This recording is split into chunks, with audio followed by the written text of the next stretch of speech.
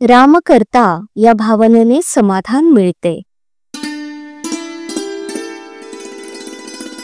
पहाटेची वेळ खरोखर फार चांगली. ह्यावेळी कोणी मानसपूजा करत असतील तर फारच उत्तम. दुसरे कोणी यावेळी झोपेत असतील तर आणखी कोणी मनोराज्यही करत असते. पहाटेपासून तो रात्रीच्या झोपेपर्यंत, मग तो राजा असो किंवा रंक असो, सर्वांची एकच धडपड चालू असते आणि ती म्हणजे समाधान मिळवायची. प्रत्येकाच्या जीवनाला समाधानाची ओढ लागलेली असते. वास्तविक खरं समाधान हे कशावरही अवलंबून नाही. ते राम करता ही भावना बाळगल्यानेच मिळू शकते. समाधान मिळवायचे एक अत्यंत सोपे साधन सर्व संतांनी स्वतः अनुभव घेऊन आपल्याला सांगितले आहे आणि ते म्हणजे नामस्मरण. खरी तहान लागली म्हणजे सहजपणे कोणत्याही नदीचे पाणी प्यायले तरी तहान भागते. त्याचप्रमाणे खरी तळमळ असणी म्हणजे सहजपणे नामस्मरण होऊन समाधानाची प्राप्ती होते. पहाटेच्या वेळी केलेला अभ्यास चांगला होतो असं म्हणतात. तेव्हा या नामस्मरणाच्या अभ्यासाला आपण पहाटेपासून सुरुवात करूया. काकड आरती झाली म्हणजे देवाचे स्मरण संपवावे असं नाही, किंवा सारखी काकड आरतीच करावी असंही नाही. भगवंताचे अखंड स्मरण आणि भाव पाहिजे. यात सर्व काही आलं.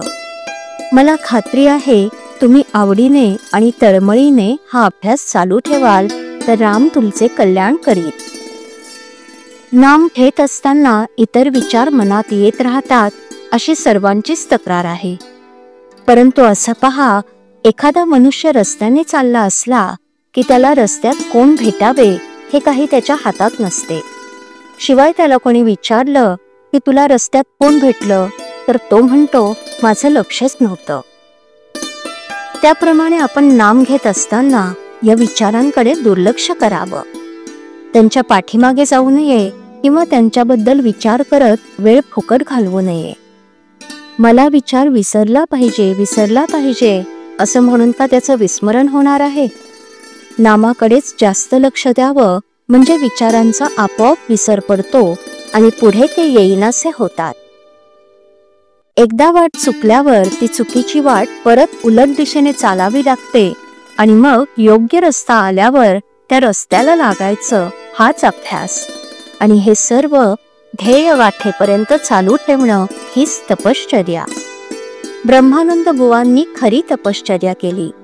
ते एवढे विद्वान, परंतु त्यांनी आपली सर्व बुद्धी रामचरणी लावली. जगातल्या इतर गोष्टींपेक्षा हे केल्याने आपले खचितच कल्याण होईल असे वाटले, म्हणून त्यांनी हा मार्ग पत्करला आणि त्याला सर्वस्वी वाहून घेतलं. तेव्हा मोठे साधक ज्या मार्गाने गेले त्या मार्गाने आपण संशयरहित होऊन चालावं, त्यात आपले कल्याण आहे. श्रीराम. श्रीराम जय राम जय जय राम. श्रीराम जय राम जय जय राम. श्रीराम जय राम जय जय राम. श्रीराम जय राम जय जय राम. श्रीराम जय राम जय जय राम. श्रीराम जय राम जय जय राम. श्रीराम जय राम जय जय राम. श्रीराम जय राम जय जय राम. श्रीराम जय राम जय जय राम.